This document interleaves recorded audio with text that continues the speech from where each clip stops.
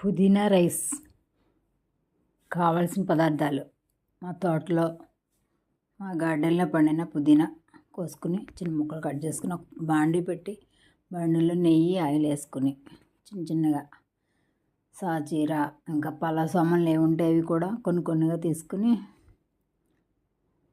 బాండీ వేడెక్కిన తర్వాత సాజీర ఫస్ట్ ఇంకా దాల్చిన చెక్క ఇంకా బిర్యానీ సామాన్లు యాలకులు లవంగ పలావ్ ఆకు ఇంకా పచ్చిమిర్చి ఉల్లిపాయలు ఇవన్నీ దోరగా వేగిన తర్వాత చిన్నగా వేపుకుంటూ ఉండాలి. ఇలాగా వేగిన తర్వాత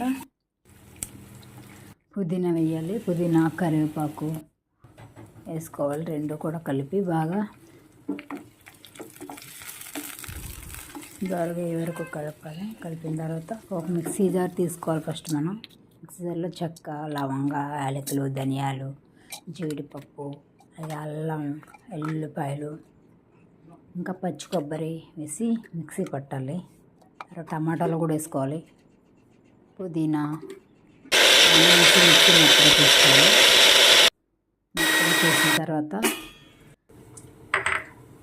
అది తీసి దాంట్లో పెరుగు వేయాలి. పెరుగు వేసిన తర్వాత బాగా వేగిన దాంట్లో ఈ మనం వేసిన మసాలా వేయాలి. మసాలా వేసిన తర్వాత మళ్ళీ బాగా కలపాలి. లైట్గా కలుపుతూ ఉండాలి సిమ్లో పెట్టి.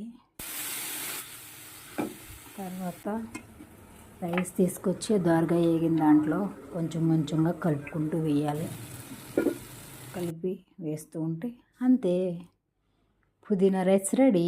మనం పెరుగు చట్నీతో తింటే సూపర్గా ఉంటుంది. Please follow the channel.